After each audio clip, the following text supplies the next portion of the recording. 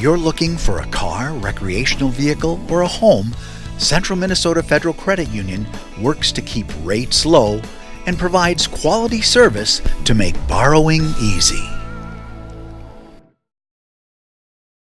Welcome everybody, Dustin Williams here for DigElog ROCORI. Adam Bacchus on the mound for the Spartans as they take on the Sartell Sabers. We pick up in the first inning as Zach Hinkemeyer makes a nice play on a ground ball to gun down the speedy runner at first base. Here Lardy's going to ground out to the pitcher in the bottom of the first, and a nice, strong, accurate throw by the pitcher. He gets Lardy on the ground out. Here Bacchus is going to try to poke one out into right field, but the first baseman for Sartell is there. There will be two down in the first. Loxterkamp at the dish now for the Spartans is going to single into right center field, and he'll take advantage of an error by the center fielder as he misplays this ball.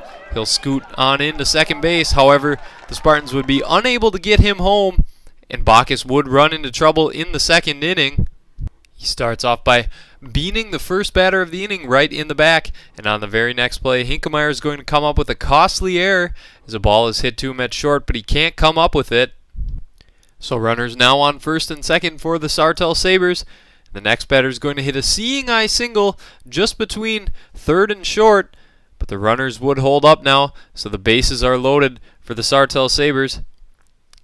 Here, a nice play by Hinkemeyer as he gets the runner at first base, but the run would score for the Sabers. Bizarre play here as Shane Roush is called for catcher's interference. The Spartans think they have an easy ground out. However, the runner would be safe at first base.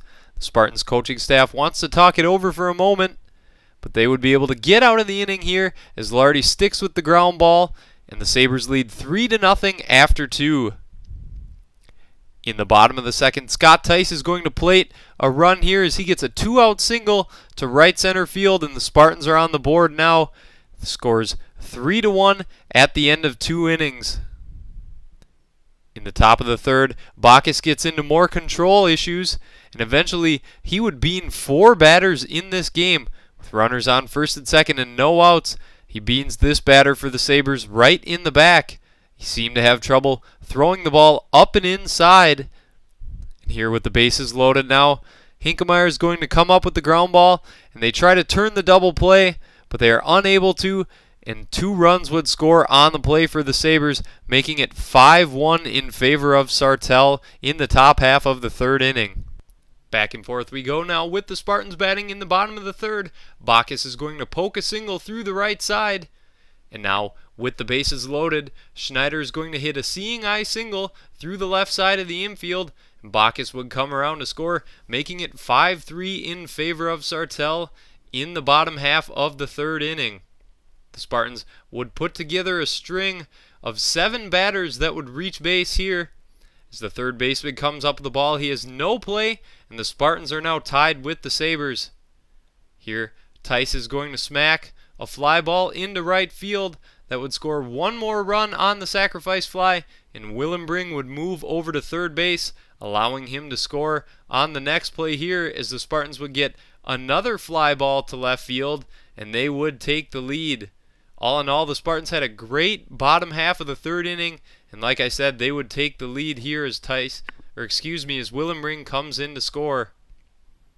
Now, Sartell will come right back at it in the top half of the fourth inning, plating a run here as they get a single with 2 outs in the top of the fourth. The Spartans trying to add an insurance run late in the game. Schneider grounds to the second baseman. Nice play to keep the ball in front of him and throw out the speedy Schneider. Bacchus moves over to third with 2 outs in the fifth.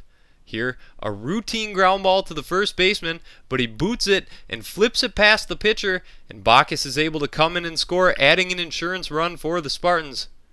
On the next at-bat, Willenbring grounds out to the shortstop. An incredible play by the shortstop to range to his right and throw out Willenbring at first. Here, Shane Roush makes a costly mistake as he throws the ball into right field, allowing 1 more run to score for the Sabers. And in the very next inning, they're going to get a solo shot to tie this game up, and we would move into extra innings. They would eventually play all the way into the 10th, with high school only going a regulation game as 7 innings. And in those extra innings, the Spartans could not get any offense going as the strikeout totals would begin to pile up for the Sabers. Here Schneider strikes out, And in the bottom half of the 10th inning, after a 4 spot was put on the board by Sartell, Leeser would strike out to end the game, making it 12-8 in favor of the Sabers.